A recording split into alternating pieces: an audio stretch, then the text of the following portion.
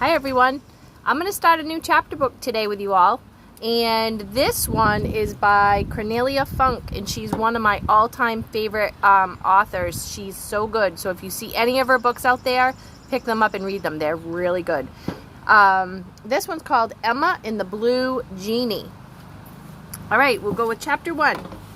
The Bottle in the Moonlight. I'm outside today too because it's so nice out. I said, let's go outside to read. That's the nice thing about books. You can take them anywhere.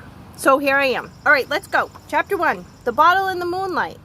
Emma loved the ocean. The house where she and her family lived stood right behind the dunes, and at night you could hear the waves rush over the sand. To Emma, that was the most beautiful lullaby in the world.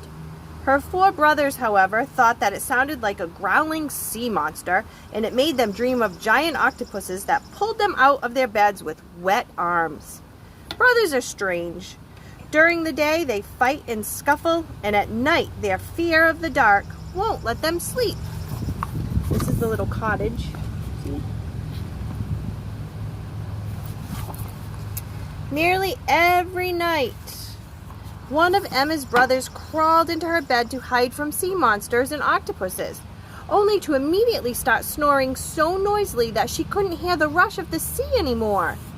It was on nights like those that Emma put on her bathrobe and snuck out of the house to trudge through the dark and down to the water. The salty wind whispering across the waves and the beach stretching from one end of the night to the other, it all belonged to her alone. It was wonderful. 4 brothers can be quite hard work for one girl, so every now and then she really needed a little solitude. The darkness never scared Emma. After all, she had Tristan with her.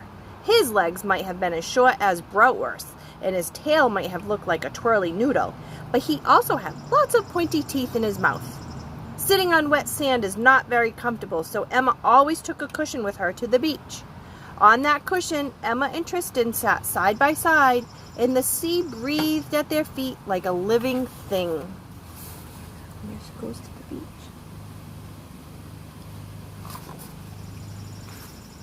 On clear nights when the moon poured a silver highway onto the water, Emma imagined that at the other end of that highway lay the most beautiful and wondrous land on earth. People rode on camels and palm trees swayed in the warm breeze. There were no brothers in that land, or maybe a few teeny-weeny ones who were very gentle and only wanted to scuffle on Saturdays. Nobody went to school or had to work. The sun shone every day, and there was just enough rain to water the oasis, which lay like shimmering diamonds at the edge of the desert.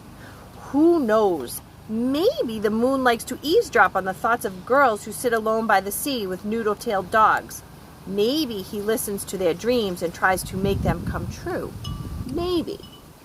One night when Emma again came trudging down the beach with Tristan in their cushion, there was a bottle floating in the moon-silvered water. It bobbed just a few steps away from the water's edge. It shimmered and flickered as though someone had stuffed it with 1,000 glowworms. Emma tried to pull the bottle from the water, but her arms were at least a couple of feet too short. So Tristan waded into the cold waves. You guys see? See that? Yeah.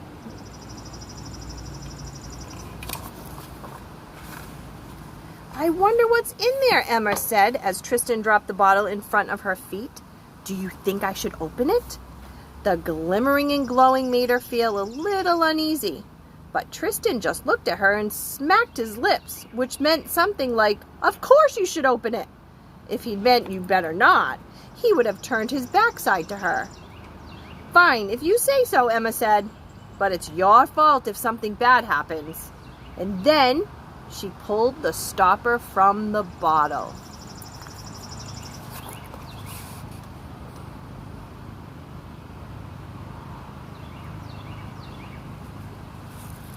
What could be in that bottle?